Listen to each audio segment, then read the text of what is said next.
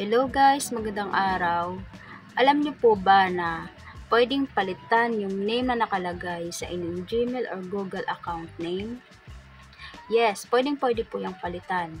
Kaya sa video na ito, ituturo ko po kung paano tayo magpalit or mag-change ng Google or Gmail account name gamit ang ating cellphone, laptop, tablet, or PC.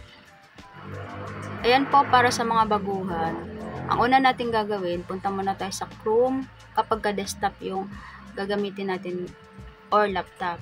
Then, login natin yung account na ating papalitan ng name.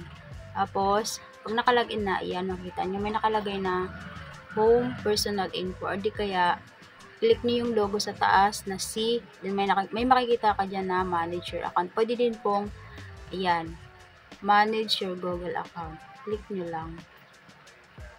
Pero pag wala naman, punta kayo direct sa gilid yung may nakalagay na personal info. Yan, click lang natin yung personal info, and then scroll down. Click na lang yung name. Yan. Yan po yung pwede nating palitan. Click mo lang ang lapis sa gilid. Yan. Tapos, ayan. Pwede mo na siyang palitan kung ano yung gusto mong name na ilagay. And then, pag nakatype ka na, scroll down mo ulit. And then, save. Ayan po, napalitan na siya. Ayan. Kanina nakalagay Katrina de la Cruz, ngayon naging Cathy Santos na siya. Gano'n lang po kabilis guys, mag-change name gamit ang PC or laptop. Ngayon, next ko namang ituturo gamit naman ay ang ating cellphone. Ayan po, pag cellphone nyo naman, click na lang yung Gmail. And then, click na lang yung sa taas, yung logo.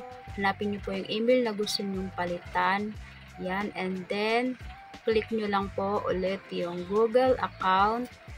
And then, hanapin nyo lang ulit yung nakalagay na personal info. Click na lang po yun. And then, scroll down. Hanapin nyo lang po yung name. Then, click nyo lang po yung name. Tapos, click nyo lang po yung parang lapis sa gilid. And then, type nyo na po ulit yung name na gusto nyo ipalit sa Gmail account nyo na nakalagay. Ayan po, pagkatapos nyo po i-type, click nyo lang po ulit yung save na nakalagay sa baba. Ayan, napalitan na po. Gano'n lang po kabilis, gano'n lang din po kadali magpalit ng name sa ating Gmail or Google account.